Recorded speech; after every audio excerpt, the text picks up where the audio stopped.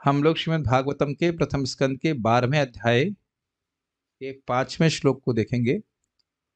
हम लोगों ने कल सुना था कि युधिष्ठिर महाराज के यहाँ पे क्यों परीक्षित महाराज का जन्म हुआ, वह युधिष्ठिर महाराज के सुंदर गुणों का वर्णन करने के द्वारा बताया गया था। क्या श्लोक था? अपि सुत उवाच अपि पिलद धर्मराजः पितृवद रंजयन् प्रजाः निस्पृहः सर्वकामेभ्यः कृष्णपादानुसेवया। धर्मराज युधिष्ठिर ने अपीपिलद अपने राज्य का शासन किया। कैसे किया? पितृवत मानो जैसे वो पिता हों, और रंजयन प्रजा अपनी प्रजा को सुख प्रदान किया। स्वयं निस्पृहा सर्व कामेभ्य, वह हर प्रकार की भौतिक इच्छा से रहते थे। क्यों? कृष्ण पादानुसेवया, कृष्ण की सेवा निरंतर करने से। अब कोई व्यक्ति कहेगा अरे ऐसे कैसे हो सकता है, भाई इतना भोग उपलब्ध हो और फिर भी कैसे वह निष्प्रिय रहे। निष्प्रिय समझ रहे हैं? भोग की लालसा से रहित रहे। तो उनकी भोग की लालसा से रहित रहने के गुण को और स्पष्ट करने के लिए दो श्लोक बोल रहे हैं। मतलब जैसे आप बोल दे राज का शासन किया, तो अब राज के विशेष गुणों का वर्णन करके जिसमें और क्लियर डिटेल में बता रहे हैं क्या क्या भोग उपलब्ध थे, तथापि वह निष्प्रिय रहे, तो उनके निष्प्रियत्व को और स्पष्ट कर रहे हैं। भाई होता ना, कोई बात बोली गई वो और क्लियर करने के लिए और डिटेल में समझाई जाती है, तो वो डिटेल में वर्णन कर रहे हैं कौन कौन से भोग उपलब्ध थे, और एक एक भोग व्यक्ति के हृदय में स्पृहा को जनित करने में सर्वथा समर्थ होते हुए भी उनमें स्पृहा नहीं रही। क्या आप समझ पा रहे हैं इस बात को? अब देखिएगा, मेरे पीछे बोलिए। प्रथम स्कंद 12वां अध्याय 5वां श्लोक। हमारे ऑफिशियल चैनल पर शेयर दिखते नहीं है। You should wear some fluorescent dress. दिखते नहीं, कहाँ छुप जाते, ऐसा लग रहा है आकाशवाणी हो रही है। संपदः क्रतवो लोका, संपदः कृतवो लोका, महिषी भ्रातरो मही, महिषी भ्रातरो मही, जम्बूद्वीपाधिपत्यं च, जम्बूद्वीपाधिपत्यं च, यशश्च त्रिदिवं गतम्। यशश्च त्रिदिवं गतम्। संपदः क्रतवो लोका, संपदः कृतवो लोका, महिषी भ्रातरो मही, महिषी भ्रातरो मही, जम्बूद्वीपाधिपत्यं च, जम्बूद्वीपाधिपत्यं च, यशश्च त्रिदिवं गतम्। यशश्च त्रिदिवं गतम्। इस चैट संपदा कृतवो लोका, संपदः क्रतवो लोका, महिषी भ्रातरो मही, महिषी भ्रातरो मही, जम्बूद्वीपाधिपत्यं च, द्वीपाधिपत्यं च, यशश्च त्रिदिवं गतम्। यशश्च त्रिदिवं गतम्। महाराज युधिष्ठिर की सांसारिक उपलब्धियों, सदगति प्राप्त करने के लिए किए जाने वाले यज्ञों, उनकी महारानी, उनके पराक्रमी भाइयों, उनके विस्तृत भूभाग, पृथ्वी ग्रह पर उनका सार्वभौम आधिपत्य तथा उनकी ख्याति आदि के समाचार स्वर्गलोक तक पहुंच गए। पहली टीका तो यह है कि इस जगत में कोई ऐसा व्यक्ति है जो अपने भौतिक उपलब्धियों के द्वारा स्वर्ग में क्या कहते हैं उसकी उसकी चर्चा हो। किसी भी व्यक्ति को आप मान लीजिए, फॉर एग्जाम्पल, इसमें कोई संदेह नहीं है कि नाम तो नहीं रखना चाहिए, लेकिन बिल गेट्स की चर्चा स्वर्ग में बिल्कुल नहीं है। इस जगत का सबसे सफल व्यक्ति इस समय माना जाएगा कि नहीं, बहुत पैसे वाला व्यक्ति, और अन्य लोग भी जो धन संपदा से युक्त हैं, उनकी कोई चर्चा स्वर्ग में नहीं होती। तो केवल भौतिक उपलब्धियों के लिए ही नहीं बात हो रही है, मतलब सॉरी, ऐसा समझिए, इनकी उपलब्धि इतनी अधिक थी कि स्वर्ग में चर्चा हो रही थी। सोचिए क्या उपलब्धि होगी, हम सोच नहीं सकते। इस जगत में अब कहा जाता है, भौतिक दृष्टि से देखें तो स्वर्ग के लोग यहाँ पे टॉयलेट करने के लिए भी नहीं आएंगे, वैसे वो टॉयलेट करते भी नहीं है। पता होना चाहिए, लेकिन बोला जाता है कि मर्त्य लोक में वो मतलब वॉशरूम यूज करने के लिए भी नहीं आएंगे, ये स्थिति है। लेकिन कल्पना भी, हमारे कल्पना के बाहर की बात है कि युधिष्ठिर महाराज के जो वैभव था, संपत्ति थी, उसकी चर्चा स्वर्ग में हो रही है।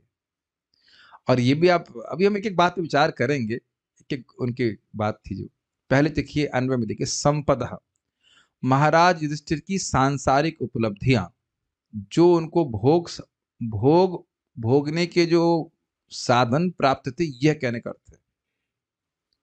ये समझ में आ रहा है कि ये श्लोक क्यों बोल रहे हैं? युधिष्ठिर महाराज किस प्रकार से ऐसे भोगों को प्राप्त होने के बाद भी, या भोग उनको प्राप्त होने के बाद भी निष्प्रिय रहे, ये बताने के लिए, ये नहीं बताने के लिए कि उनको भोग रहे हैं, क्योंकि पहले बोल दिया निष्प्रिय सर्व कामेभ्य, अर्थात संपदा की कोई कामना नहीं। संपदा है लेकिन संपदा की कामना नहीं है, भोगने की कामना नहीं। अब आप जो सोच लीजिए, जो भोग उपलब्ध हैं, हम लोग तो कल्पना नहीं कर सकते, वो जो भी भोग उपलब्ध है वो सारे होने चाहिए, वो सब उपलब्ध। और देखिए हम लोग तो भोग की बात क्या करेंगे, खाने को ही ठीक से नहीं मिलता है, खाने को अच्छी वस्तु नहीं मिलती है, फल ठीक से नहीं मिलते हैं। मैं तो जब मतलब कई बार बोल चुका हूँ, इंडोनेशिया गया तब देखा, अरे फल का ये स्वाद होता है, क्योंकि यहाँ तो सब फल का स्वाद चेंज कर दिया गया है। पपीता अगर आप बोल दें खाने के लिए यहाँ पे, तो पपीता एकदम कड़वा होता है। मुझे बोला वहां भक्त ने, पपीता खाएंगे, पपाया, लेकिन बहुत अच्छा मीठा, मुझे खाए तो बड़ा अच्छा लगा। तो वहां वहां फलों का स्वाद समझ में आता है।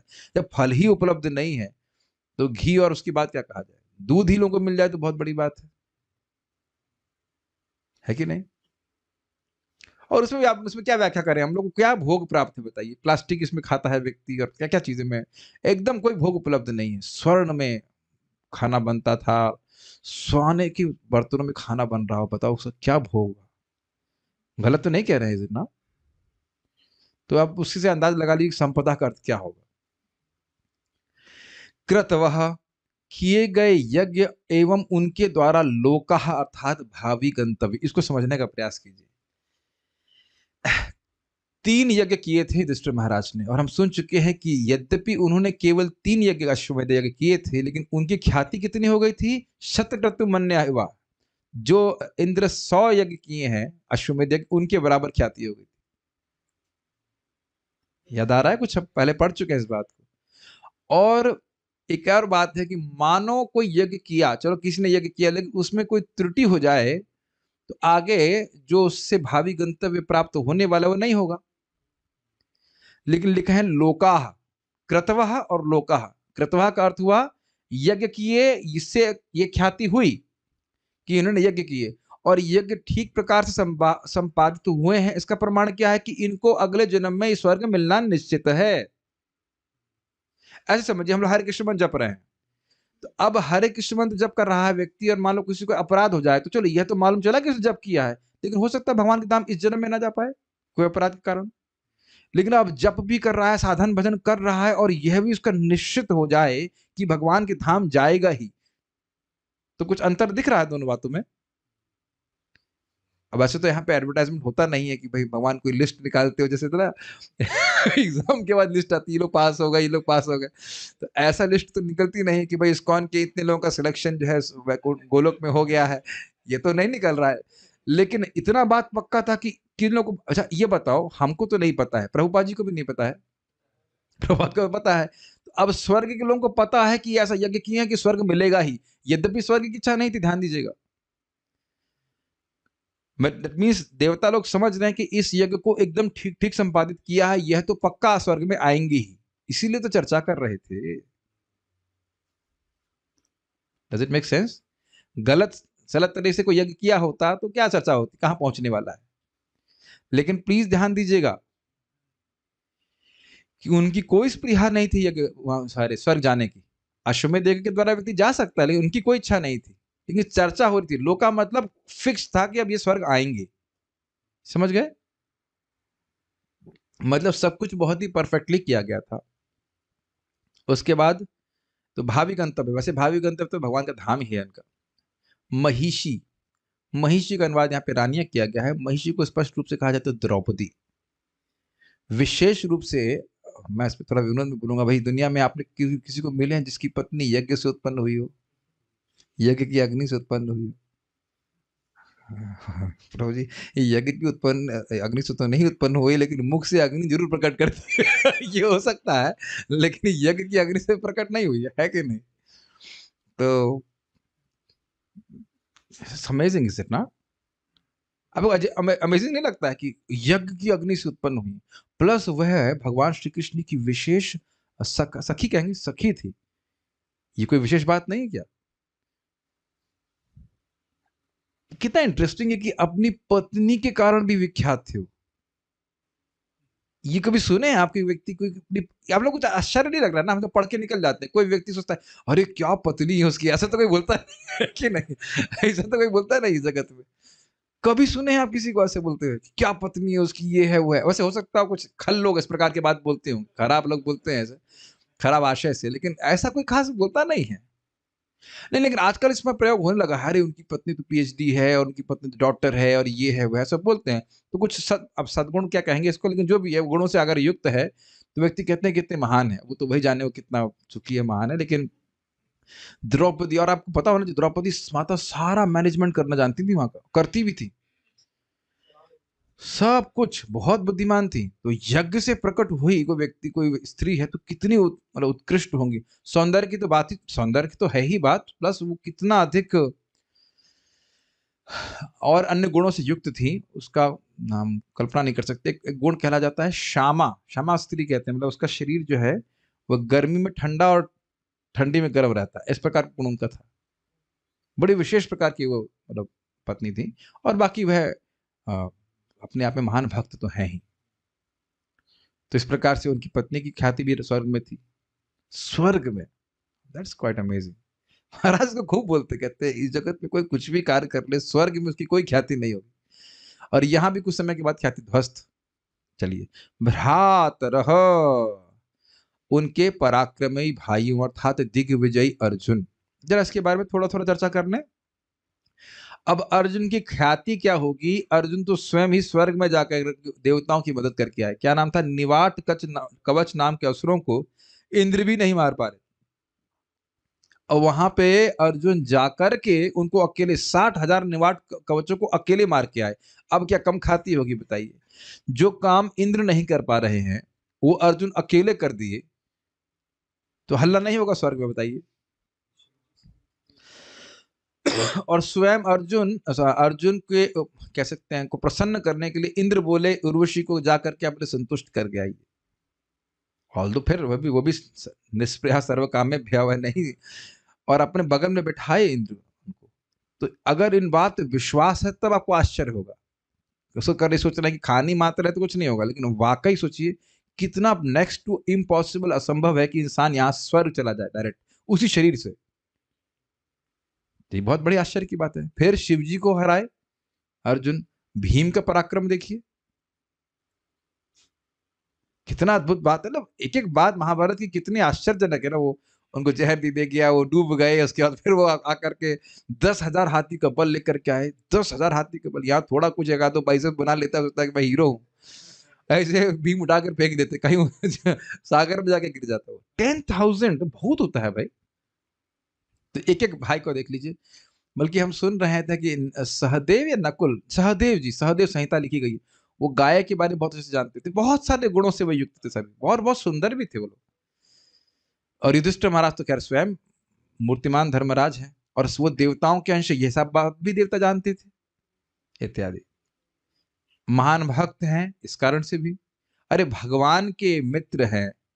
और जिस व्यक्ति को भगवान ने विशेष करके चुना, भगवत गीता का ज्ञान आप आगे के हजारों साल तक प्रसारित करने के लिए, क्या विशेष व्यक्ति नहीं होगा? वो खुद भगवान बोल रहे हैं, भक्तो सी में सखा चेती।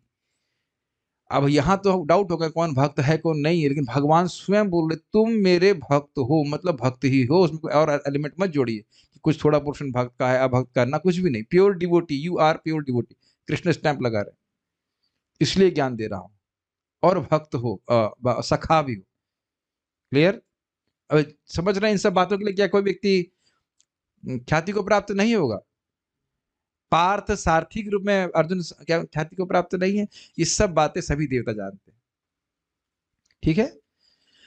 मही अर्थात उनका विश्व, ये तो समझ गए, मही मतलब होता है पृथ्वी, या पृथ्वी बेसिकली विस्तृत भूभाग बोला गया है। और जम्बू आधिपत्य मतलब पृथ्वी ग्रह पर उनका सार्वभौम आधिपत्य। इसका अर्थ क्या है देखिए, अब जो मैं इसका समझ रहा हूँ, जम्बू द्वीप मतलब ग्रह मंडल को कहा जाता है, जहाँ तक ग्रह मंडल की सेक्शन को कहा जाता है। मैं डिटेल्स अभी पांचवा स्कंद पढ़ाऊंगा तब समझा पाऊंगा, इसलिए मैं ज्यादा व्याख्या नहीं कर रहा। तो इतना समझ लीजिए कि मही का अर्थ है कि उनका सुंदर साम्राज्य, और जम्बू द्वीप आधिपत्य मतलब उनका कोई चैलेंज करने वाला नहीं था। यशः च, और उनके यश की ख्याति त्रिदिवम गतम, स्वर्ग तक चली गई। इसका अर्थ क्या है? स्वर्ग तक पहुंच गई। ऐसा तो नहीं इसका अर्थ लेना चाहिए कि सब कुछ जो था वो सब चला गया स्वर्ग में। अर्थ है वहां तक भी उनकी बात सुनाई पड़ रही थी। श्लोक मेरे ख्याल से समझाने की जरूरत नहीं है, लेकिन फिर भी हम बताते हैं। संपदा मतलब भोग सामग्री, कृतवः मतलब जो ने यज्ञ किए, लोका मतलब जो उनको भावी गंतव्य प्राप्त होना था, महिषी अर्थात रानियां, भ्रातरः अर्थात उनके दिग्विजयी भाई, मही मतलब उनका साम्राज्य, जम्बू जम्बू द्वीपाधिपत्यम अर्थात उनका पूरे पृथ्वी पे जो उनका राज्य था, और उनका यश स्वर्ग तक चला गया। फिर भी वो कैसे रहे? निस्पृह सर्व कामेभ्य की बात। देखिए, अगर ऐसा वर्णन किसी भी राजा के संबंध में हो तो आप लोग किस कंक्लूजन में आएंगे? कि यही वो खूब भोगा होगा उस राज्य को। है कि नहीं? यहाँ पे भी आप अगर ऐसा वर्णन सुनते हैं कि बहुत धनी है, उसके बड़े सुंदर पत्नी है, बच्चे हैं, ये है वो है, तो क्या कंक्लूजन आएगा बताइए? भोग रहा है। नहीं तो रखा क्यों, बताइए?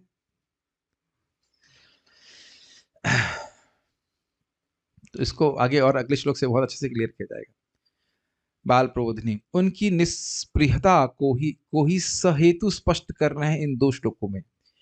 उनकी निस्पृहता को मतलब क्यों निस्पृह थे, और निस्पृहता को स्पष्ट कर रहे हैं, और निस्पृहता के कारण को स्पष्ट कर रहे हैं। कारण क्या बताया गया था? कृष्ण पादानुसेवया, कृष्ण की निरंतर सेवा के कारण। और अब यहां उसको और स्पष्ट कर रहे हैं कि भाई यद्यपि इतने भोग उपलब्ध थे, फिर भी वह निष्प्रिय रहे। क्यों रहे वो अगले श्लोक में है, और निष्प्रिय ना होने के क्या कारण थे वो यहां वर्णन है। क्या कारण हो सकते थे, ऐसे कहना चाहिए। मेरी भाषा समझ में आ रही है? इस श्लोक में बहुत सारे भोग बताए जा रहे हैं कि नहीं? उसके बाद हम निष्प्रिय रहने वाले हैं, तो अब उनकी निष्प्रियता कुछ और क्लियर हो रही है। अभी अगले श्लोक से और क्लियर हो जाएगा। यद्यपि सब बातें थी, उनका यश, ये सब चीजें, भगवान का यश स्वर्ग तक पहुंच गया। अगले श्लोक में क्लियर करेंगे फिर भी उनको कोई इच्छा नहीं थी, तो अब क्लियर हो रहा ना उनकी निष्प्रियता। आप समझ रहे हैं ना मेरी बात? यहां पे भी आप सुनते हैं भाई इतने अमीर व्यक्ति हैं फिर भी कितने नम्र हैं। कभी आपने शब्द सुने हैं? ऐसे होते हैं कुछ लोग। तो यह दिखाने के लिए कि अमीर है, यह नहीं दिखा रहे कि भोगी है, बल्कि यह दिखाने के लिए अमीर होने के बाद भी कितना नम्र है। क्योंकि पैसा होने पे व्यक्ति प्राय जो है मतलब अहंकार आ जाता है। या कभी ज्ञानी व्यक्ति होता है, ज्ञान बहुत है लेकिन देखो कितना नम्र है। ज्ञान सभी अहंकार आ जाता है प्राय। तो ज्ञान ये दिखाने के लिए नहीं, तो ये दिखाने के लिए देखो ज्ञानी होने के बाद भी कितने नम्र हैं। मेक सेंस बात? तो वो व्याख्या कर रहे हैं, संपद अर्थात भोग्य, भोगने के उपकरण। ठीक है, फ्रिज तो जरूर होगा उनके पास। महाराज इसमें बड़े सुंदर टीका करते हैं। कह रहे हैं कि आजकल माँ है फ्रिज और पिता है टीवी। यह कैसे? भाई पहले भूख लगती थी तो माँ खाना बनाती थी, अभी भूख लगती है फ्रिज खोलते हैं, कुछ खा लेते हैं, उसके बाद काम आगे बढ़ो। और पिता से कोई बातचीत करते नहीं, टीवी देखते रहते हैं। तो वहां खाली बोल रहे थे भोग के उपकरण। जैसे आजकल अब भोग के उपकरण हो गए, यूट्यूब इत्यादि, जो कुछ भी कह लीजिए, इसी को भोग मान लेता है व्यक्ति। अब देखा जाए तो व्यक्ति को भोग भोगने का भी समय नहीं है अभी आजकल, लेकिन उसमें उधर व्याख्या नहीं करना चाह रहे हैं। लेकिन मैं पहले सोचा करता था कि कैसे पहले के राजा लोग गर्मी बिताते होंगे, लेकिन ऐसी व्यवस्था थी। हमें सुना यहाँ पे कि इधर औरंगजेब ने भी अपना कुछ महल बनाया था, उसमें यमुना जी का प्रवाह अंदर ले लिया था उसने। अब सुने, हम तो देखे नहीं ऐसे कुछ क्या व्यवस्था था जहाँ पे उसका किला था। रहा होगा कि यमुना जी उससे अंदर बह के जाकर ऐसे निकल जाती थी, तो सब ठंडा रहता था गर्मी में, सब व्यवस्था रहती थी। हाँ, बता रहे जहल महल में बहुत व्यवस्था रहती है। ऐसा नहीं कि वो सब दुख में भोग रहे हैं, दुख भोग रहे हैं और गर्मी पसीना आ रहा हो, ऐसा नहीं है। सब है। कृतवः अर्थात स्वर्ग आदि सुख के अश्वमेध आदि विभिन्न साधन। क्लियर? समझ में आ गया? क्रतुः मतलब यज्ञ इत्यादि। लोका अर्थात स्वर्ग आदि की प्राप्ति सम्मत थी, अर्थात निश्चित थी कि पक्का पहुंचेंगे। अथवा कर प्रदान करने वाली प्रजा भी अर्थ हो सकता है। लोका समझ में आ रहा है? जो प्रजा थी वह कर प्रदान कर रही थी। और अगर आपको याद हो, युधिष्ठिर महाराज के राज्य में राजा तो कर प्रदान करते ही थे। जो गुल्म लताएं थी, वृक्ष थे, वह भी इस समय ऋतु के अनुसार खूब फल फूल दिया करते थे। याद आ रहा है आपको इस बात को?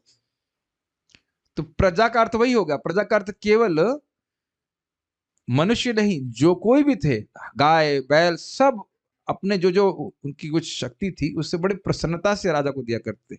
Is it not astonishing? आप देख रहे हैं किस प्रकार से गायें आजकल दूध कम देती हैं, खूब खिलाओ उसके बाद भी। समय का दूषण है, क्या कर सकते हैं, गाय का कोई दोष नहीं, लेकिन समय का दूषण इस प्रकार का। और आपको पता हो, अगर आप पता क्या हो, सुन चुके हैं, इतना गाय दूध देती थी कि जो उनका ब्रज आकर आदि थे उसको भीगे रहते थे दूध से। जो चरने का स्थान था, ऐसा युधिष्ठिर हमारा राज्य कर रहे थे। सब पढ़ चुके हैं कि नहीं? तो क्या इससे सब बातें जो है स्वर्ग के लोग चर्चा नहीं करते होंगे? स्वाभाविक रूप से चर्चा करते होंगे। ठीक है, ये भी अर्थ हो सकता है। महिषी अर्थात द्रौपदी हमने पढ़ लिया। भ्रातर अर्थात दिग्विजय अर्जुन, ये भी इसकी व्याख्या हो गई। मही अर्थात निष्कंटका पृथ्वी। निष्कंटका शब्द समझते हैं? कंटक मतलब होता है कांटा, निष्कंटक मतलब कोई कांटा नहीं, कोई चैंपियन, कोई नहीं, कंपटीशन नहीं था, कोई प्रतिस्पर्धा नहीं थी कि भाई इनके अलावा कोई और भी राजा बन सकता है। और जम्बू द्वीपाधिपत्य अर्थात राज्य जनरल वे में बोल रहे हैं, इन सब का यश त्रिदिवम अर्थात स्वर्ग पर्यंत व्याप्त था। तात्पर्य, केवल धनी तथा महान पुरुष का ही नाम तथा यश सारे विश्व में विख्यात होता है। महाराज युधिष्ठिर का नाम तथा यश उनके उत्तम शासन, भौतिक उपलब्धियों, महिमामयी पत्नी द्रौपदी, अपने भाइयों भीम तथा अर्जुन के पराक्रम तथा जम्बूद्वीप नाम से विख्यात विधि में अपनी सार्वभौम शक्ति के कारण स्वर्गलोक तक पहुंच चुके थे। स्पष्ट है, यहां लोका शब्द महत्वपूर्ण है। भौतिक तथा आध्यात्मिक आकाश में विभिन्न लोक बिखरे हुए हैं, छितरे हुए हैं। और क्लियर समझ आ रहा है? इसलिए आप गेहूं के दाने कहीं फेंक दीजिए इस तरह से, उसमें हम कहीं हैं, कहाँ है लोकेट करना मुश्किल है। ब्रह्मांड में जरा विचार कीजिएगा। इस जीवन में कोई भी व्यक्ति अपने कर्म से उन तक पहुंच सकता है, जैसे कि भगवत गीता 9.25 में कहा गया है। क्या श्लोक है भाई? 9.25 में, यान्ति देवव्रता देवान पितरन यान्ति पितृतः। तो 7वें अध्याय में कि 9वें में है? 9वें में है, तो वही है। यान्ति देवव्रता देवान पितरन यान्ति पितृतः भूतानि यान्ति भूतेज्या यान्ति मदयाजिनोपिमाम। जो देवताओं की पूजा करता है वो देवताओं के लोक में जाता है, जो पितरों की पूजा करता है पितरों के पास जाता है, जो भूत प्रेतों की पूजा करता है वह भूत प्रेतों के पास जाता है। और भगवान कह रहे हैं जो मेरे पास मेरी पूजा करता है मेरे पास आता है। हम लोग किसकी पूजा कर रहे हैं? कहाँ पहुंचोगे? हल्के में ले लेते हैं इसको, हल्के में ले लेना उसको। ठीक, कभी स्पृहा आए कि पितरों की पूजा करें, भूत प्रेतों की पूजा भूत प्रेतों की तो कोई मतलब ही नहीं है, और अन्य देवताओं की भी पूजा करें, कितना अच्छा ना। इसमें प्रभुपाद अनुवाद करते हैं, my devotee ultimately comes to me. इसका बड़ा सुंदर अर्थ हो रहा है, समझ में आ रहा है? अल्टीमेटली भले हो सकता है जन्म में ना पहुंच पाए, लेकिन पहुंचेगा जरूर। बहुत है प्रभुपाद जी का तात्पर्य अनुवाद बड़ा सुंदर तरह से होता है, because he understand the mood off Krishna. वो भी अच्छा है भाई। अगर कोई धीरे धीरे भक्ति कर रहा है तो भी चलते चलते कभी ना कभी तो गाड़ी स्पीड पकड़ेगी ही, वहां के पास पहुंच जाएगा। वहां पर कोई बलपूर्वक प्रवेश नहीं कर सकता। हाँ, ये अच्छा है। जैसे वो भारतीय फिल्म के जो हीरो होते हैं, ऐसे दरवाजा तोड़ करके या घोड़े से उतरते हुए आते हैं, ऐसे करके भगवान के धाम पे नहीं पहुंच सकते हैं। अच्छा, भक्त लोग बोलते हैं you can't enter, you can't storm into the spiritual world. समझते हैं इसका मतलब? मैं आ गया ऐसे कहते नहीं, मुझे पता था कि यहाँ कोई भक्त नहीं है, आपकी मेरे जैसा कोई भक्त नहीं है, मैं मुझे पता था कृष्ण में आ गया। Not like that, only with humility we can enter. और ये भी एक अर्थ है कि हम भौतिक संसाधनों के द्वारा नहीं पहुंच सकते। जिन शूद्र भौतिक विज्ञानियों तथा इंजीनियरों ने बाह्य अंतरिक्ष में कुछ हजार मील दूरी तक यात्रा करने के यान खोज निकाले हैं, उन्हें वहां प्रवेश करने की अनुमति नहीं दी जाएगी। उत्तम लोकों में पहुंचने की विधि यह नहीं है। प्रभुपाद जी कोई मौका नहीं छोड़ते। धो देते चित्र से। मनुष्य को चाहिए कि यज्ञ तथा सेवा के द्वारा ऐसे सुखी लोकों में प्रवेश करने का पात्र बने। जो पग पग पर पापी जीवन बिताते हैं, उन्हें पशु जीवन में गिरकर अधिकाधिक भौतिक दुख भोगने की आशा करनी चाहिए। और भगवत गीता में भी इसका उल्लेख है। मैं समझता हूँ वो श्लोक है, तानहम वाला श्लोक है ये। तानहम दुष्टान क्रूरान संसारेषु नराधमान क्षिपामि अजस्रम अशुभान आसुरीषेव लोक योनिषु। तो जो पापी लोग हैं वह असुरी योनि में या जानवर की योनि में प्राप्त होते हैं। तो एक बात आप यहाँ पे सीख रहे हैं कि अन्य लोकों में अगर किसी को जाना है तो हवाई जहाज से नहीं, वह यज्ञ के द्वारा उसमें आसानी से जा सकता है, जो विधि भगवान ने बनाई है। और आप देख सकते हैं कि इस प्रकार की प्लानिंग कि बिना यज्ञ किए हम पहुंचेंगे वहां पे, वे प्रकृति के और भगवान के नियमों के विरुद्ध जाने का प्रयास है। यह कि आश्चर्य विचार है, कभी होने वाला नहीं। एक काफी लीनियंस शिला प्रभुपाद की तरफ से दी गई है कि कम से कम अगर भगवान के पास नहीं जाना चाहता तो कम से कम स्वर्ग जाने की इच्छा तो रखे। अगर भोग ही प्राप्त करने हैं तो कम से कम स्वर्ग में जाए। अब भगवान के धाम के बराबर तो कुछ भी नहीं है, लेकिन तुम भोग ही चाहते हो तो कम से कम उच्चतर लोगों की तरफ जाने की तो सोचो। कम से कम पुण्यात्मक जीवन तुम बिताओ, निम्न योनि में तुम मत जाओ। वो उसकी बुद्धि को देख के बोला जा रहा है। ऐसा नहीं प्रभात कहने कि स्वर्ग जाने के लिए भजन करो। ये थोड़ा अंतर समझ लीजिएगा। महाराज बड़ा कटाक्ष करते हैं। कहते हैं कि कुछ लोग कहते हैं कि हम वैकुंठ नहीं जाएंगे, लेकिन अमेरिका जाने की बहुत इच्छा होती है। नथिंग अगेंस्ट वो लोग, जो लोग नौकरी कर रहे हैं उनकी बात नहीं कर रहा हूँ। मतलब जो केवल इसीलिए भजन कर रहे हैं कि भाई अमेरिका पहुंच जाए, तो किसी का प्लेसमेंट हुआ है वो एक अलग बात है। लेकिन अब ऐसा नहीं कि हरे कृष्ण मंत्र कर रहा है, ये तुलसी जी से बोल रहा है, मेरा यही अभिलाष अमेरिका देश दियो वास, नयन हैरी वो सदा डॉलर ऊपर आसी। ऐसा तो नहीं बोल रहा है। समझ रहे हैं महाराज, भक्तों में क्या क्या जोक बनाते हैं, बड़ा अद्भुत लगता है। वो बात नहीं, वो तो कर्म के अनुसार कोई व्यक्ति, हमारे एक भक्त है, माता जी है, उनके पति ऑस्ट्रेलिया में, तो ऑस्ट्रेलिया में जा रही, तो इसका मतलब नहीं कि जब कर रही तो ऑस्ट्रेलिया जाने की इच्छा है। तो भगवान की इच्छा से व्यक्ति को जहाँ कहीं भी जाए वो अलग बात है, लेकिन स्वर्ग जाने की इच्छा कर सकता है व्यक्ति अगर उसको भोगने की इच्छा है। तो वैसे बोरिंग है सब कुछ, सब जगह बोरिंग है, मत इच्छा करना आप भगवान के पास जाने का।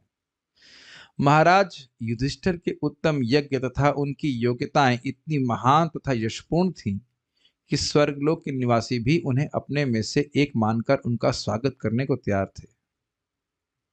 उन्हें अपने में से मतलब एकदम देवता की तरह देखते थे। वैसे विनोद की बात यह है कि जगन्नाथपुरी में जो कुत्ता भी है उसको भी देवता चतुर्भुज रूप में देखते हैं। धाम की महिमा अद्भुत है।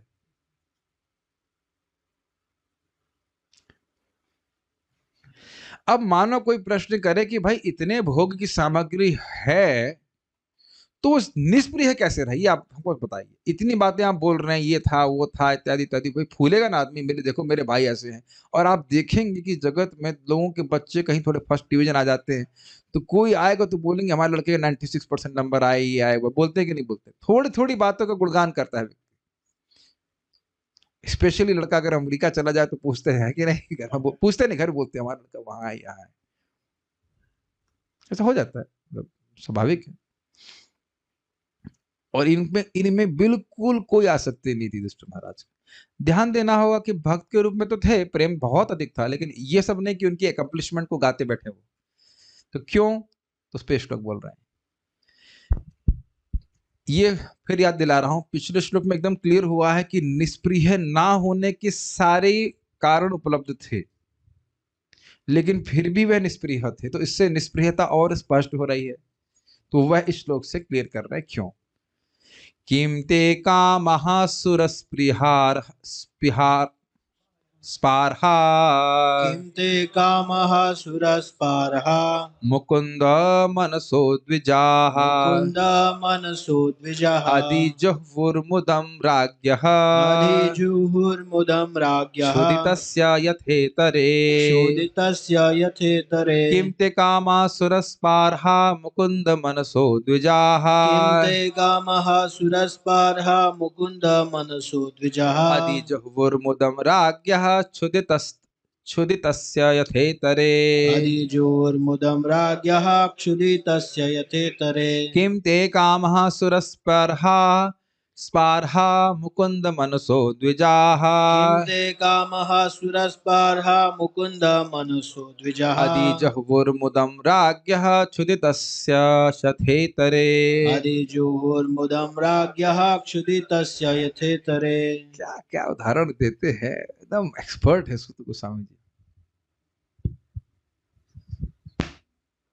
हे ब्राह्मणों, राजा का ऐश्वर्य इतना मोहक था कि स्वर्ग के निवासी भी उसकी आकांक्षा करने लगे थे। देखिए, अभी तक हमने पिछले श्लोक में क्या सुना कि युधिष्ठिर महाराज का यश स्वर्ग तक पहुंच गया, और अब आप क्या सुन रहे हैं, एक डिग्री बढ़ गया कि नहीं? अरे ऐसा यश था कि स्वर्ग के निवासी भी बोल रहे थे काश ऐसा फ्लैट या जो भी सुविधा हमको प्राप्त हो जाए। ये तो हम विश्वास ही नहीं कर पाए शायद, क्योंकि भगवान बोल रहे स्वर्ग लोकम विशालम, स्वर्ग में विशाल भोग उपलब्ध हैं, भगवान बोल रहे हैं गीता में। अब ऐसे जिनको विशाल भोग प्राप्त हैं, वह मर्त लोक की किसी व्यक्ति को देख करके उसके भोगों की स्पृहा करें। अब बताइए कि हम यहाँ उपस्थित, मैं नहीं समझ रहा कोई भी व्यक्ति इंक्लूडिंग माई सेल्फ सोच पा रहा है कि युधिष्ठिर महाराज का कितना बड़ा वैभव रहा होगा, है ना? और भाई भी सारे अनुगत्य, अनुगत बोलेंगे, अनुगत अनुगत अनुगत बोला जाए, अनुगत। ये आसान बात है। ये कितना बड़ा सुख है, कभी सोचा है आपने? सिंपल शब्दों में, बात माने। शिष्य कोई बात मान जाए तो बहुत बड़ी बात है, और भाई मान जाए तो कहने की बात, अद्भुत बात है। इस पे भक्ति सिद्धांत ठाकुर जी कहा गया, आपके कितने शिष्य हैं? उनके 10,000 शिष्य थे, बोले 4। अरे 4 कौन? कहते 2 हाथ और 2 पांव। क्योंकि ये वो करते हैं जो मैं कहता हूं। कितना आश्चर्य, क्योंकि हर व्यक्ति चाहे कुछ भी आप कह लीजिए यही मानता है कि भाई मुझसे बुद्धिमान और कोई नहीं है, और मैं सही समझ रहा हूं कि मैं क्या कर रहा हूं। बहुत मुश्किल है कि किसी को बोला बता दिया जाए कि भाई आप ये करो। हर व्यक्ति मानता है, कलयुग में तो स्पेशली। मंद सुमंद मतयो मंद भाग्य उपद्रता, जो भी है, लेकिन ये बड़ा कठिन है। अनुगत होना बड़ा मुश्किल है। अब इसकी और व्याख्या नहीं कर रहे, लेकिन ये बहुत बड़ा सुख है। और भाई मानते हो, और वो भी इतने क्या कहते हैं योग्य भाई मानते हो, तो भी सब आकर्षक बातें हो जाएंगी कि नहीं? स्पृहा रहेगी ना, काशी भाई हमारे संग रहे। भौतिक दृष्टि से बोल रहा हूं मैं, भक्ति की दृष्टि से नहीं बोल रहा हूं। भक्ति के रूप में तो प्रेम करते ही हो। इतना मोहक था कि स्वर्ग के निवासी भी उसकी आकांक्षा करते, लेकिन चूंकि वे भगवान की सेवा में तल्लीन रहते थे, अतएव उन्हें भगवान की सेवा के अतिरिक्त कुछ भी तुष्ट नहीं कर सकता।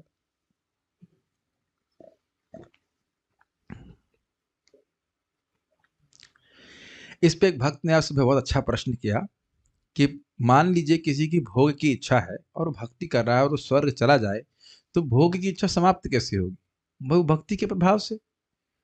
भक्ति कर रहा है, नाम जप कर रहा है, कुछ कर रहा है, वो स्वर्ग जा रहा है, तो अब ऐसा वहां पे जाके जप बंद कर देगा क्या? जप नहीं बंद करेगा, भक्ति करता रहेगा और वहां के जो भोग है उनको भोगेगा, लेकिन भोगों का असारता तो नाम प्रकाशित ही कर देगा। कुछ नहीं यहाँ पे रखा। ये स्वर्ग की बात छोड़ दीजिए, इस जगत में भी लोग इधर उधर जाते हैं, मतलब कुछ डिस्ट्रैक्ट होते हैं, फिर संतुष्ट नहीं होते, फिर वो भक्ति में आ जाते हैं। ऐसा लगता है कि हम बहुत यहाँ पे भक्ति में तपस्या करा रहे हैं, ये कर रहे हैं, वो करना है, लेकिन जो बाहर जाकर देखता है तो कहता है उसमें तो कुछ है ही नहीं, सब आसार पड़ा हुआ है। आसार मतलब समझ, आसार मतलब टेस्टलेस। टेस्टलेस जैसे मतलब खाना बना है लेकिन नमक नहीं है, देखने में बड़ा अच्छा लग रहा है लेकिन कुछ टेस्ट नहीं है। तो भगवान का नाम क्या करता है? नमक खा जाता है, मतलब टेस्ट टेस्ट खा जाता है। अब वो करेंगे तो क्या है, तो बहुत बोरिंग लग रहा है। Make sense? बहुत अच्छा है, इसीलिए लोगों को भक्ति करा करके छोड़ दो, जहां जाना चाहे जाओ। ट्राई इट 2-4 साल 2-3 साल भक्ति कर लो बढ़िया से, जो करना करो, जाओ करो। वो छोड़ ही नहीं पाएगा, वो दुखी होएगा, परेशान होगा। खैर, अब उसको देखिए कितना सुंदर उत्तर बता रहे हैं। अन्वय देखिए, हे द्विजाह अर्थात हे ब्राह्मणों, बड़ा सुंदर टीका में कहा गया है, आप भगवान के भक्त हैं, आपसे क्या छुपा है, ये सूचित करने के लिए। आप भक्त हैं, द्विज है, ब्राह्मण है, आप समझते हैं इस बात को। ते मतलब राजा के वे सब जिनका वर्णन अभी पिछले श्लोक में हुआ, कुछ कुछ याद हुआ, भाई, पत्नी, संपदा, यज्ञ, लोक और मही और जम्बूद्वीपाधिपत्य और यश इत्यादि जो कुछ भी है, यश से बहुत आसक्त होते हैं लोग। ये सब कामहा अर्थात इंद्रिय भोग के विषय, सुरस्पारहा स्वर्ग के निवासियों के भी आकांक्षाओं के विषय थे। ये सारे विषय भोग जो युधिष्ठिर महाराज को प्राप्त थे, वह स्वर्ग के लोगों के लिए भी प्रिय थे, स्प्रिया करते थे। भाई मेरे पास सड़ा हुआ आम है, उसको देख के कौन स्प्रिया करने वाला है? समझ रहे ना? आम को बोल में एक आम उपलक्षण से आप बाकी भोग ग्रहण कर लीजिएगा। ऐसा कोई राज्य है जहां भुखमरी हुई है, जैसे सहारा डेजर्ट में मान लो मैं सहारा डेजर्ट का राजा हूं, तो कोई आप किसी की प्रिया हो गया, अरे भाई भाई बड़े सुखी हैं, सहारा डेजर्ट में पड़े हुए हैं, वहां का राज्य कर रहे हैं, तो कौन कर रहा है? ये ऑस्ट्रेलिया के उस स्थान में जहाँ काली कंगारू घूमते हैं, वहां का राजा बना दिया जाए, तो कौन इस प्रिया करने वाला कि भाई बहुत बड़े राजा है? समझ रहे मेरी बात? तो जो भी उनको भोग उपलब्ध थे, वह स्वर्ग के लोगों के द्वारा भी स्पृहणीय स्पृहा की जा रही थी। लेकिन परंतु क्षुधितस्य, क्षुधितस का मतलब, शुद्धा मतलब होता है भूख, भूखे व्यक्ति को इतरे, इतरे का मतलब होता है उस वस्तु से अलग, तो यहाँ पे इतरे का अर्थ है खाद्य वस्तु से अलग कोई वस्तु, अर्थात चंदन आदि यथा जिस प्रकार संतुष्ट नहीं कर सकती हैं, उसी प्रकार मुकुंद मनसा, कितना सुंदर नाम है, मुकुंद एंड देन मनसा, मुकुंद मनसा पहले से ईश्वर भावना भावित। मुकुंद मनसा मतलब वही अर्थ है, भगवान में ही जिनका मन जा रहा हो, ऐसे राज्ञ राजा युधिष्ठिर को मुधा वह भोग प्रसन्न अधिजव कर सके किम, कर सके क्या, अर्थात नहीं कर सके। इसे रिटोरिकल क्वेश्चन, ये सब भोग उत्पन्न होने के बाद भी या प्रस्तुत होने के बाद, उपलब्ध होने के बाद भी जिनकी स्पृहा स्वर्ग के देवता भी करते करते करते थे, वह क्या युधिष्ठिर महाराज को संतुष्ट कर सके? ये मैं वैसे प्रश्न कर रहा हूं, उसका अर्थ क्या है? नहीं। इंग्लिश में कहते हैं रिटोरिकल, हिंदी में क्या कहते हैं मुझे नहीं पता, क्या कहते हैं? कुछ नहीं कहते। इंग्लिश में कहते हैं रिटोरिकल क्वेश्चन, मतलब ये तो अंडरस्टूड है, इसका उत्तर ऑब्वियस है। तो क्या भोग उनको सुखी कर सके? नहीं कर सके, ये अर्थ।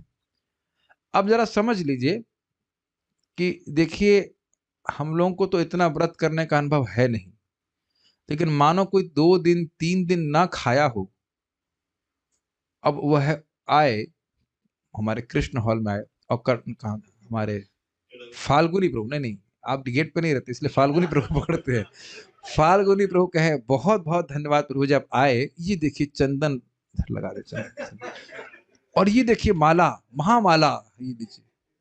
कहेगा अच्छा है, लेकिन वो थाली, उसकी नजर थाली पे रहेगी, थाली कहाँ है, और थाली पकड़ के आप देखिए, अपने अपनी चीज देखिए, मेरे को देखेगा आप रोज, थाली तक जाते हैं लाइक 10 किलोमीटर की स्पीड से, और थाली के बाद 40 किलोमीटर की स्पीड से हम जाते हैं वहां पे महाराजा प्रसादम हॉल, जहाँ पे हमारी प्रसादम टेबल होती है, और फिर वहीं जाके ब्रेक लगता है।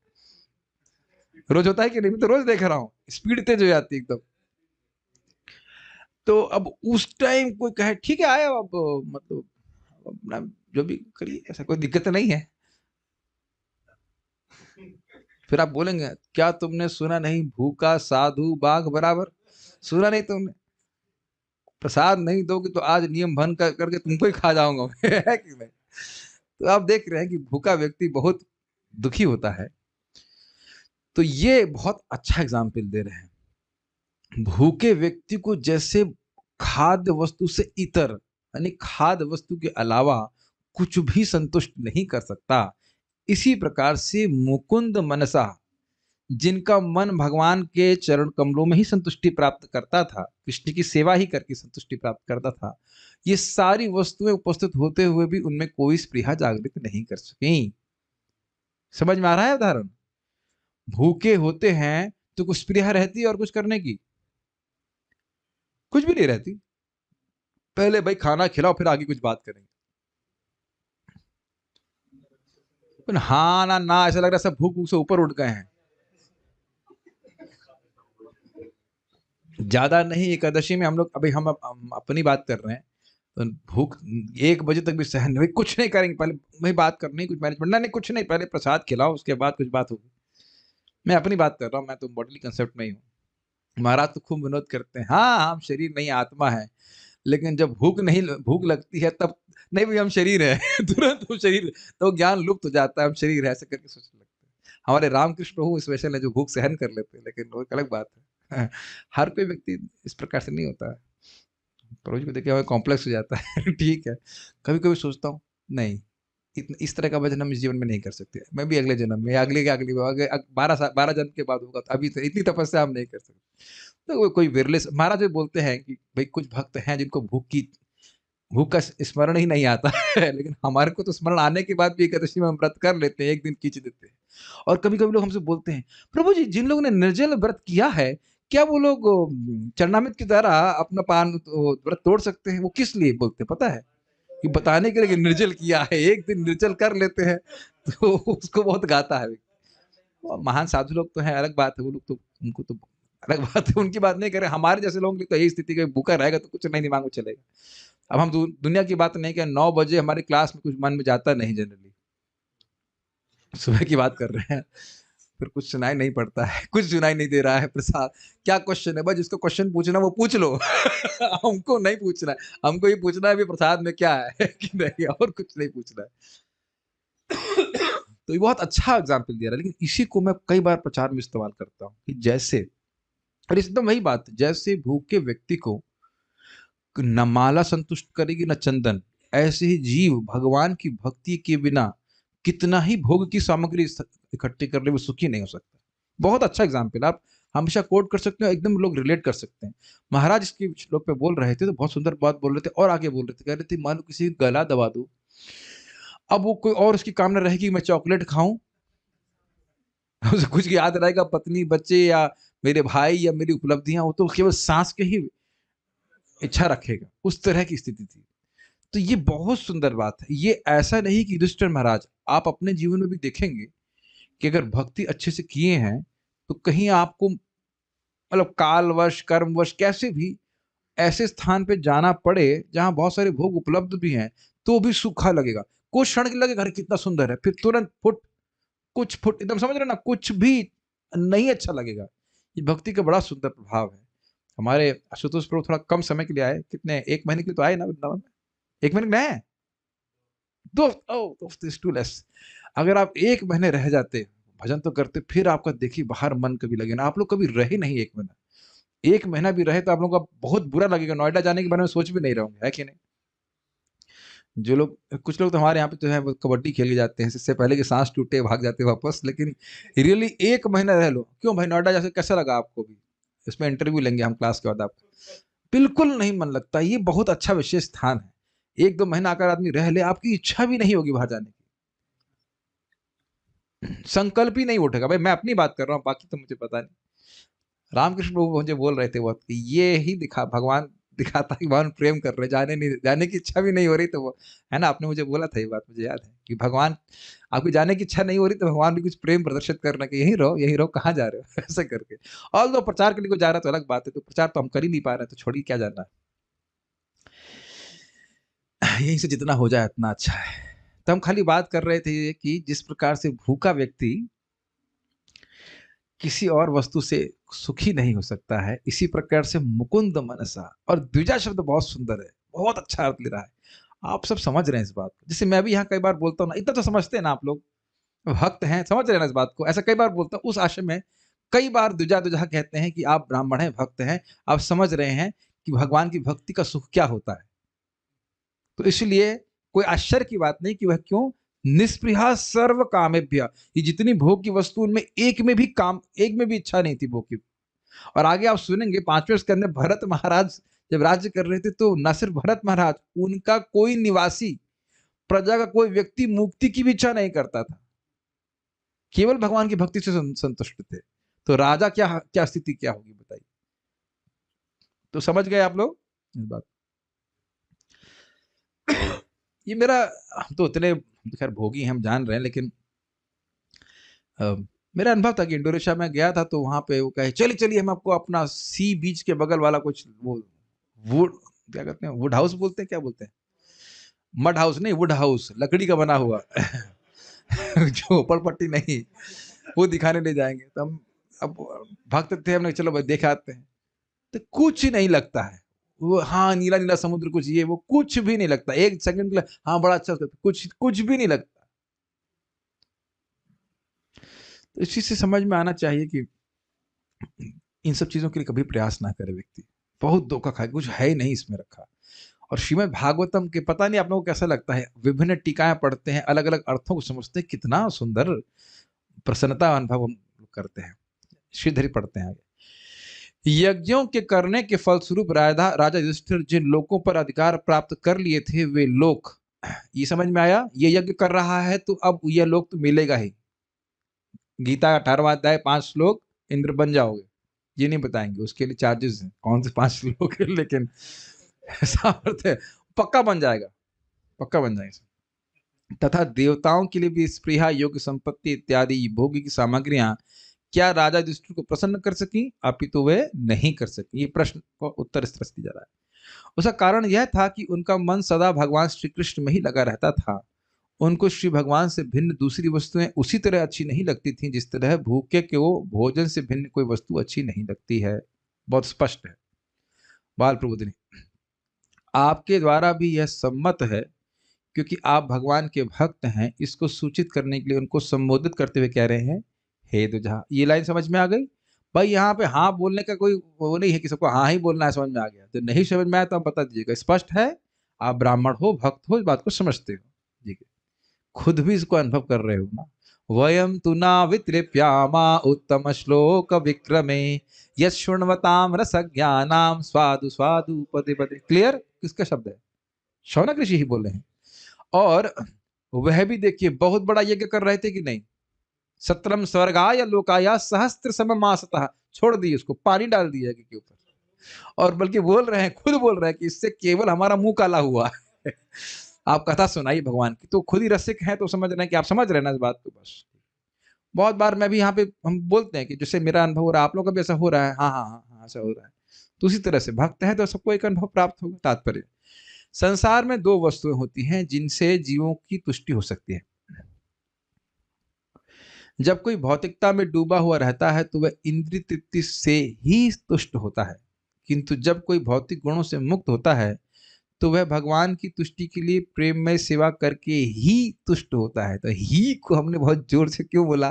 क्योंकि जो भोगी है उसके लिए एकदम अवकाश नहीं है कि भक्ति करे। वो पूरी तरह डूबा हुआ है भोग में और वो सोचता है कि मैं बहुत सुखी हूँ। सुखी है नहीं, सोच रहा है कि वह सुखी है। और जो भगवान के शुद्ध भक्त हैं वो कृष्ण की सेवा करके ही संतुष्ट होती है उनकी। हम लोग कहाँ हैं? हम लोग बीच में है, इसलिए संघर्ष कर रहे हैं। जो एक महामूर्ख है वो सोच रहा है कि मैं सुखी हूं, और जो महाभागवत है वो वास्तविक रूप से सुखी है क्योंकि वह कृष्ण की सेवा करके सुखी रहते हैं। हम लोग डाउट में रहते हैं। भगवान की सेवा करके सुखी होगा, लेकिन अब एक मिनट थोड़ा रुक जाइए। Does it make sense? यही तो संघर्ष चल रहा है कि नहीं? भगवान की सेवा करके जीव सुखी होगा, प्रभु जी हमें इसमें कोई डाउट नहीं।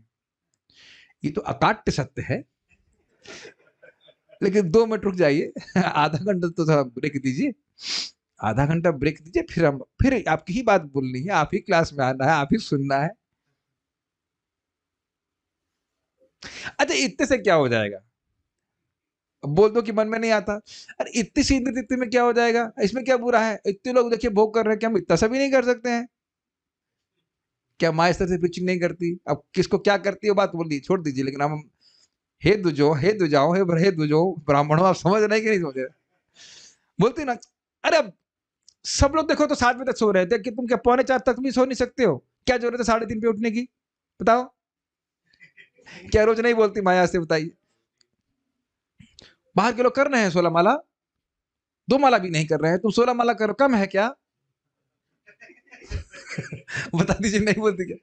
दिन भर माला करोगे? यही करना, और कुछ नहीं करना है, और कुछ नहीं करना है। देखो ये नहीं करना है।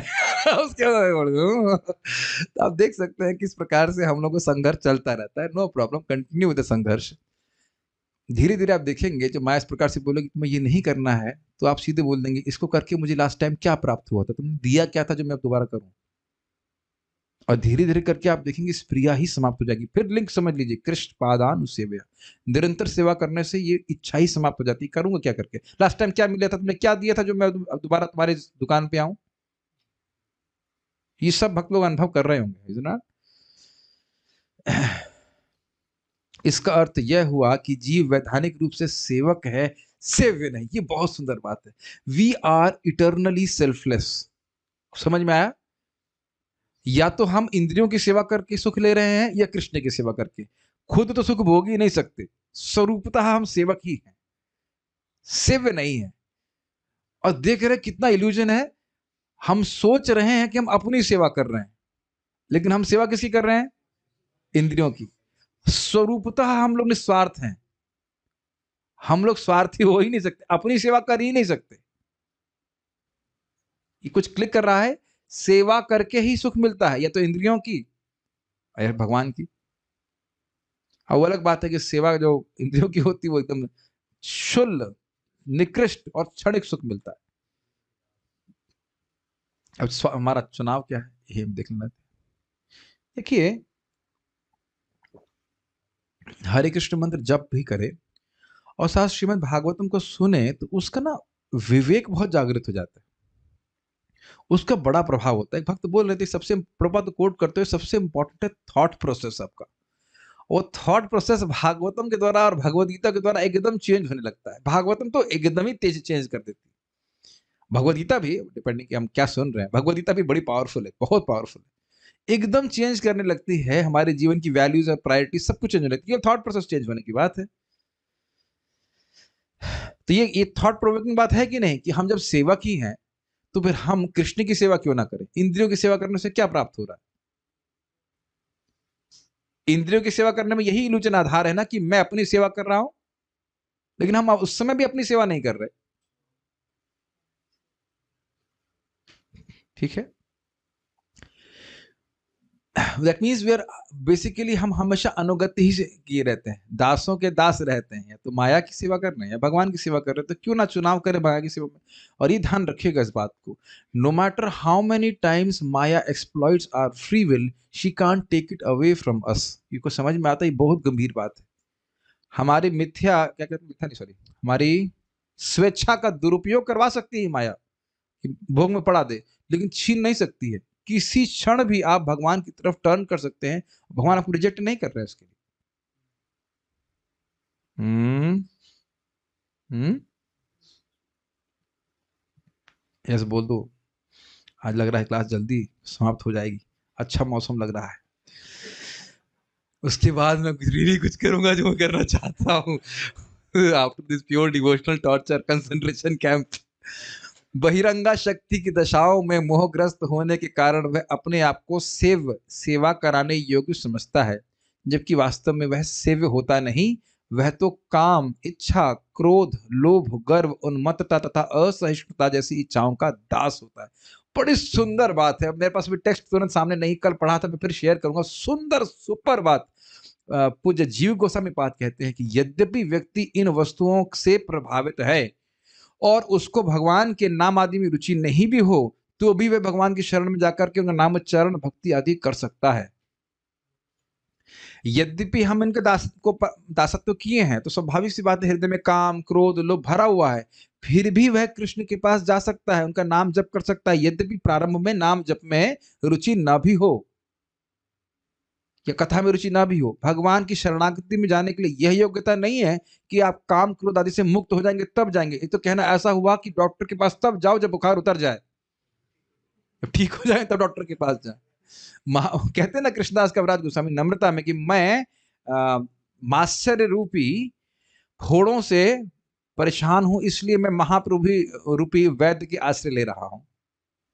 ये किसी एक मतलब पहले श्लोक जो बोलते हैं ना हर चैप्टर के पहले कहीं एक जगह बोलते हैं, बड़ा सुंदर है।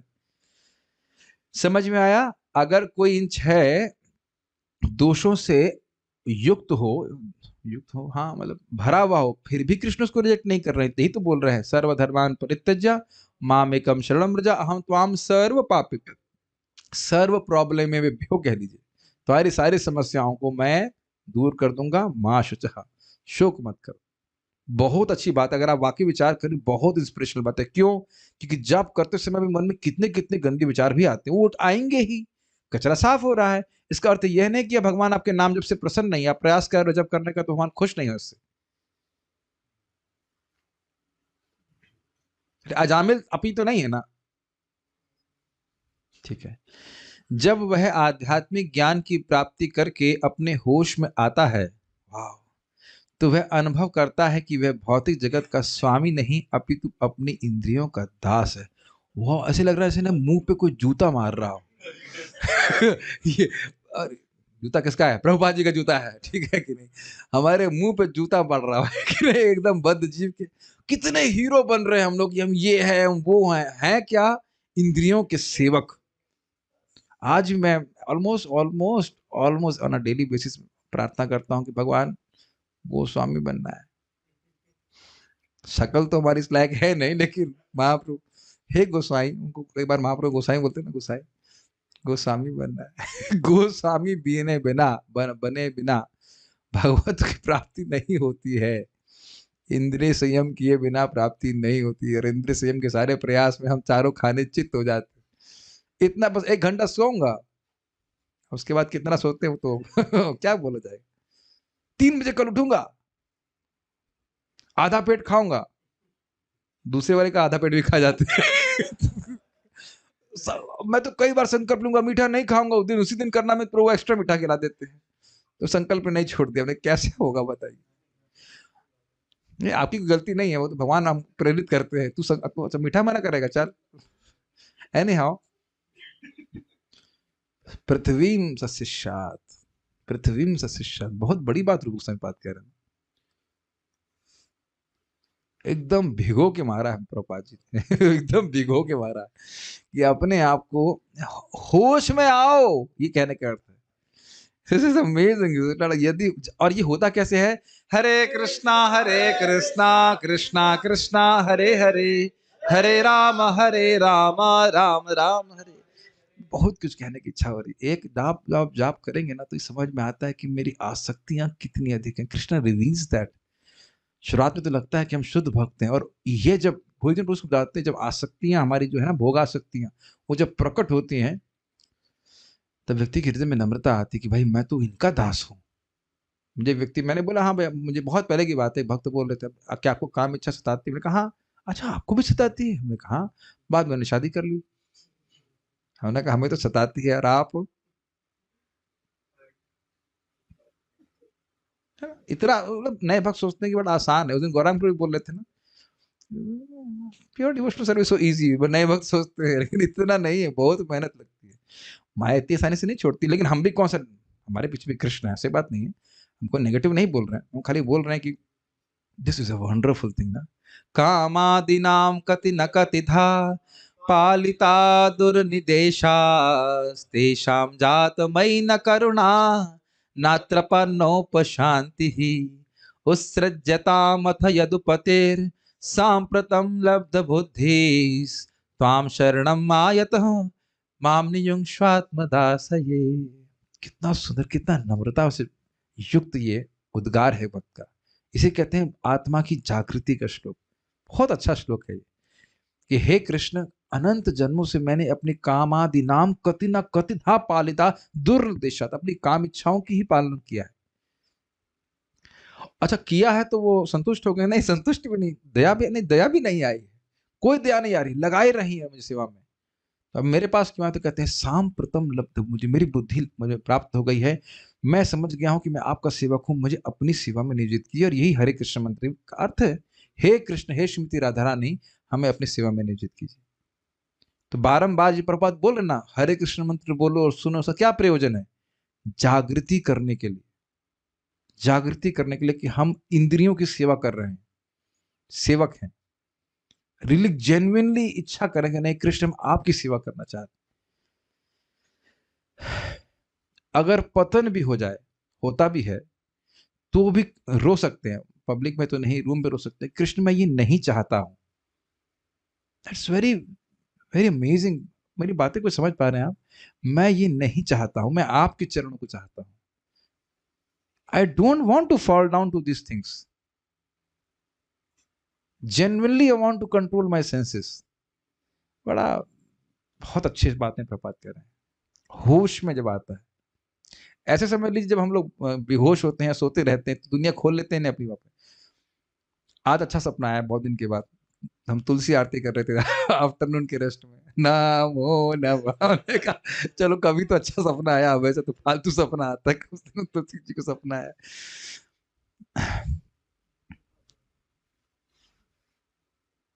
जब हम, अमेजिंग है ये, जिस दिन ये स्ट्राइक होगा ना, जिस दिन खुलेगा हमारा सपना, तब यही देखेंगे, अरे भाई हम तो केवल इंद्रियों की ही सेवा करते रहे, जबकि हम शरीर हैं ही नहीं। It is very amazing. Prabhupada ji के तात्पर्य, ये प्रभुपाद जी ना सब रियलाइजेशन से बोल रहे हैं, एकदम आनंद आ जाता है, एकदम रियलाइजेशन से बोल रहे हैं। He will realise that there is no love in this world, I have only served my senses. मैंने केवल अपनी इंद्रियों की तृप्ति करी। परिवार की सेवा, समाज की सेवा, ऐसा जो कुछ भी कर रहा है, केवल इंद्रिय तृप्ति के लिए कर रहा है। और पता है हम लोग से बोलते भी हैं, अब ये तो करना ही पड़ेगा, जैसे शादी तो करनी ही पड़ेगी, लग रहा है पिस्तल लगा रखा है यहाँ पे किसी। महाराज बोल रहे थे, उनका शिष्य था, वो शादी लाल कपड़े में तब शादी करने लगा। बोले माता पिता कह रहे हैं, तो महाराज बोले 20 साल पहले नहीं कह रहे थे, अभी कह रहे हैं केवल। महाराज अपने लेक्चर में बोल रहे थे इस प्रकार से। इस प्रकार की बात है, अपने इंद्रियों को संतुष्ट करना चाहता है, दूसरों के लिए को बोलता है कि भाई उसके कहने से हम कर रहे हैं, उसके कहने से कर रहे हैं, गोली मार देगा तुमको कोई। जिसको जो करना है उसका करे, लेकिन ये समझ लीजिए कि कर हम अपनी इंद्रियों को संतुष्ट करने के लिए कर रहे हैं, और कोई कारण नहीं है। उस समय वह भगवत सेवा की याचना करता है, इसी की व्याख्या मैं कर रहा था। और तब वह तथाकथित भौतिक सुख के द्वारा मोहग्रस्त हुए बिना सुखी बन जाता है। बहुत अच्छी लाइन, बहुत समझ में आ गया ना? मैं इन सब चीजों से सुखी नहीं होगा, भगवान आपकी भक्ति करके ही सुखी हो रहा हूं। और अगर अगर आपको याद आ रहा हो तो विहातुमिच्छेन न रसग्रह जनः, बहुत पहले सुन चुके हैं कि पतन भी हो जाए भक्त का, फिर भी वापस भक्ति में आता है, उसकी प्रार्थना रहती है कि मैं भक्ति छोड़ू नहीं।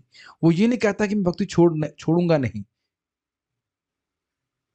वो ये नहीं कहता, वो कहता है कि भगवान अगर चाहेंगे तो मैं भक्ति में बना रह सकता हूँ।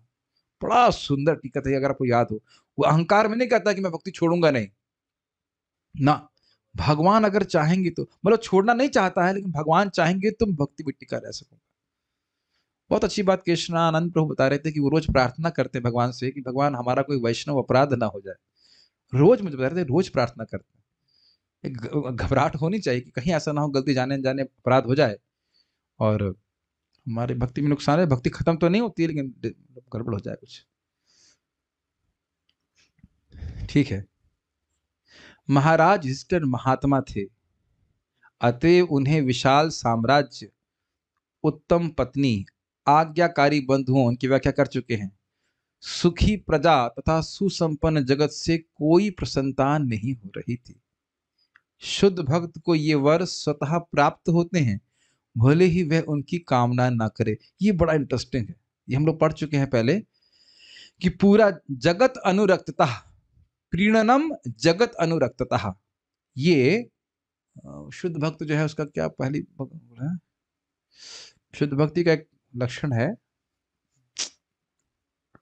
एकदम वो 6 गुण होते हैं ना उसमें।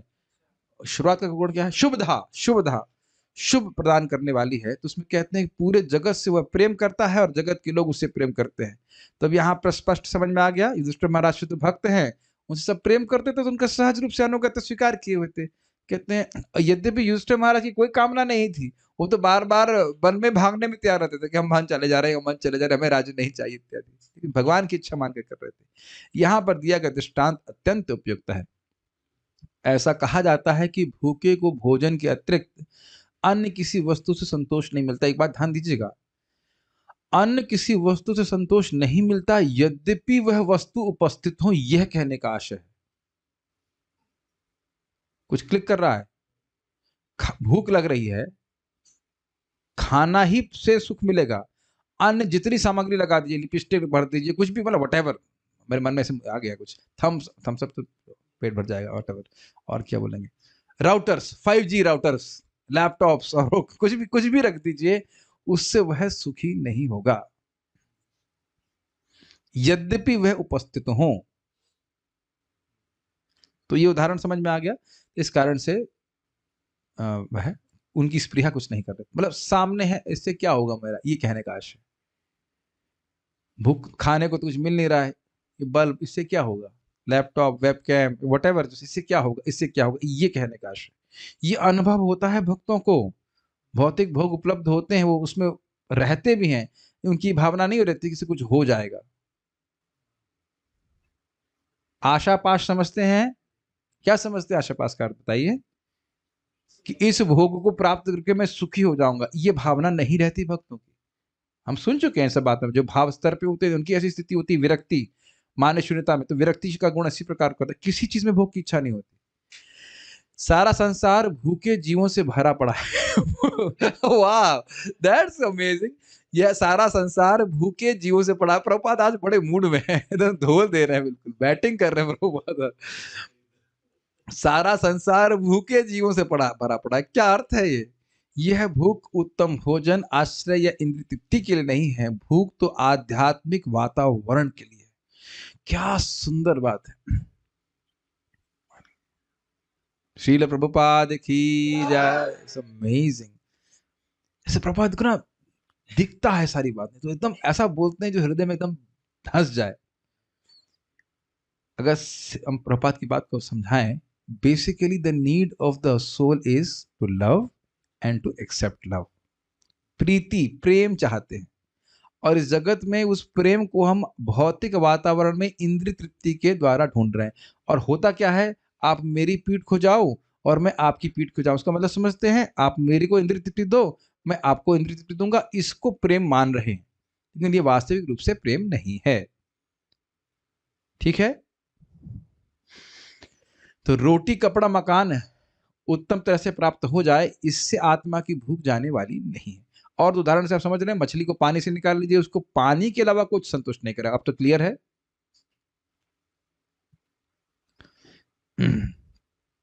आध्यात्मिक वातावरण के लिए, मतलब जहां कृष्ण कथा हो, जहां कृष्ण का नाम हो, भगवान की भक्ति हो, उसके लिए। अज्ञानवश ही लोग सोचते हैं कि संसार असंतोष से व्याप्त है, क्योंकि पर्याप्त भोजन, आश्रय, सुरक्षा तथा इंद्रिय तृप्ति के साधन उपलब्ध नहीं है। यह मोह कहलाता है। ये समझ में आ गया। इस जगत पूर्ण है, भौतिक जीवन जीने के लिए और आध्यात्मिक प्रगति करने के लिए भी सारी व्यवस्था इस जगत में है। और कदाचित अगर कहीं कोई आप अभाव देख रहे हो, तो वो मानव के द्वारा निर्मित है। इसकी व्याख्या करने की जरूरत तो है नहीं। अगर इंसान नहीं हो तो किसी जानवर को जीने में कोई कठिनाई नहीं होगी। मैं समझता हूं इस बात समझने वाली होगी। जब जीव परिलक्षित आध्यात्मिक तुष्टि के लिए भूखा होता है, तो लोगों को उसमें भौतिक भूख दिखती है। परिलक्षित आध्यात्मिक तुष्टि, इंग्लिश में कुछ लिखा है, मैनिफेस्टेड है ना, इंग्लिश में क्या लिखा है देखिएगा। लेकिन मूर्ख नेता यह भी नहीं देख पाते कि जो लोग भौतिक दृष्टि से पूरी तरह तृप्त हैं, वे फिर भी भूखे रहते हैं। और उनकी भूख तथा गरीबी है क्या? यह भूख वस्तुतः आध्यात्मिक भोजन, आध्यात्मिक आश्रय, आध्यात्मिक सुरक्षा तथा आध्यात्मिक इंद्रिय तृप्ति के लिए होती है। ये ब्यूटीफुल पर्पट। इसको अगर सिंपल साधारण शब्दों में कहें, आध्यात्मिक भोजन क्या है? विष्णु प्रसाद। आध्यात्मिक आश्रय क्या है? कृष्ण के चरण कमल। आध्यात्मिक सुरक्षा क्या है? भगवान के द्वारा सुरक्षा, भक्तों का संग। आध्यात्मिक इंद्रिय तृप्ति क्या है? कीर्तन, कथा। ये भी इंद्रिय तृप्ति है कि नहीं? इसमें तो आनंद है। और क्या, या भगवान के लिए या विग्रह का दर्शन करना। भक्ति में एक बार प्रभुपाद से पूछा गया, क्या कृष्ण भावना में कोई रिक्रिएशन नहीं के लिए स्कोप नहीं है? तो प्रभुपाद ने कहा, कृष्ण भावना में रिक्रिएशन के अलावा है क्या? एवरीथिंग इज रिक्रिएशन, आनंद ही आनंद। इन्हें परम आत्मा भगवान श्री कृष्ण के सानिध्य द्वारा प्राप्त किया जा सकता है, और जिनके पास ये वस्तुएं हैं वे भौतिक जगत के तथाकथित भोजन, आश्चर्य, सुरक्षा तथा इंद्रिय तृप्ति के द्वारा आकृष्ट नहीं होते, यद्यपि स्वर्ग के निवासी भी इनका आनंद उठाते हैं। क्लियर? बेसिकली जो भगवान की भक्ति करता है उसको इस प्रकार की कोई स्प्रिया नहीं रहती कि जगत में कोई वस्तु प्राप्त करके मैं सुखी हो जाऊंगा। अतः भगवद गीता में भगवान ने कहा है कि ब्रह्मांड के सर्वोच्च लोक अर्थात ब्रह्मलोक में भी, जहां जीवन अवधि आयु पृथ्वी की गणना से कई लाख गुनी होती है, जीव अपनी भूख नहीं बुझा सकता। जिस सुख की कामना जीव कर रहा है उसे ब्रह्मलोक भी नहीं प्राप्त होगा। एक बात समझ लीजिए कि हम लोग भूखे हैं, परम भुक्कड़ है। जीव गोस्वामी बात बताते हैं कि हैं हम लोग छोटे से, क्या कहते हैं, टुइया टुइया टुइया भर के एकदम छोटे हैं, ये ज्यादा बड़ा हो गया, मतलब बाल के अग्रभाग के 10,000 हिस्से। विश्वास नहीं होता ना, मैं और इतना छोटा, लेकिन भूख कितनी है आनंद की, असीमित, और क्षमता भी है। ये बिल्कुल नहीं समझ में आता ना मुझे, भाई हम बोल रहे हैं लेकिन हमें समझ में नहीं आ रहा है। हर जीव है एकदम छोटा, लेकिन इच्छा है भोगने की, मतलब भोगने की नहीं, सुख अनुभव करने की असीमित, और क्षमता भी है। इसीलिए बोल रहे हैं ब्रह्म सौख्यम तो अनंतम। और अनंत सुख ब्रह्मलोक में भी नहीं मिलेगा, मिलेगा बहुत लेकिन अनंत नहीं मिलेगा। इसीलिए कह रहे हैं भूख जीव की तभी संतुष्ट होगा जो उसे प्रेम मिलेगा। क्या कभी सोचा है इसका मतलब क्या है? यहाँ रो रहा है व्यक्ति, भाई हमको जब कर रहे हैं, हमें ये हो रहा है वो हो रहा है, और सोचा है कि कभी अनंत सुख जब मिलने लग जाएगा तब कितना आनंद आएगा। इसे तो क्या कहते हैं उसको, महंगा रोए एक बार और सस्ता रोए बार बार। तो भोग का सुख सस्ता है लेकिन बार बार रोने वाला है। समझ में आ गया? और भगवान की भक्ति के लिए एक बार डाउन पेमेंट करना पड़ेगा। भक्ति अच्छे से कर लो, हृदय को शुद्ध कर लो, तो फिर अनंत सुख मिलेगा। मैं इसलिए बोल रहा हूं कि देखिए भाई, मैं पुलिसमैन नहीं बनना चाहता हूं, ना बन रहा हूं। हर व्यक्ति अपने कल्याण के लिए समझे कि जाप अच्छे से करना है। जितनी जल्दी हृदय शुद्ध हो जाएगा उतनी जल्दी भक्ति में सुखी होने लग जाओगे। ये बात तो P in the language of Giriraj Maharaj, PBT, pre भक्ता ट्रेनिंग, क्या बोलते हैं, न्यू भक्ता ट्रेनिंग, जो भी कह लीजिए, वो यही है कि लोगों को सिंसियर बनने की ट्रेनिंग दी जाए, sincere of sincerity of purpose. और बस अब उसके बाद अब सबको अपने आप कर लेंगे। डिजायर इम्प्लांट हो जाए कि भाई मैं शुद्ध भक्त बनना है, तो फिर बाकी तपस्या तो अपने आप कर लोगे। Make sense? ये ट्रेनिंग होनी चाहिए। ये समझ लीजिए कि जब तक 80 में सुख नहीं मिलेगा तब तक हम संतुष्ट नहीं होने वाले। तो उससे नीचे में कॉम्प्रोमाइज नहीं करना। ऐसी भूख तभी शमित होती है जब जीव अमरता को प्राप्त होता है, जिसे वैकुंठ लोक में ही, जो ब्रह्मलोक से काफी दूर है, उन भगवान मुकुंद के सानिध्य द्वारा प्राप्त किया जा सकता है, जो अपने भक्तों को मुक्ति का दिव्य आनंद प्रदान करने वाले हैं। ये बात बोल रहे थे, असीम सुख मिलेगा जब भगवान के पास पहुंच जाएंगे, और इसी के लिए प्रयासरत हैं। मैं समझ रहा हूँ कोई प्रश्न तो समचुअसली ओके, मैं खास कोई प्रश्न यहाँ पे भक्तों का है नहीं, तो हम पारायण करेंगे।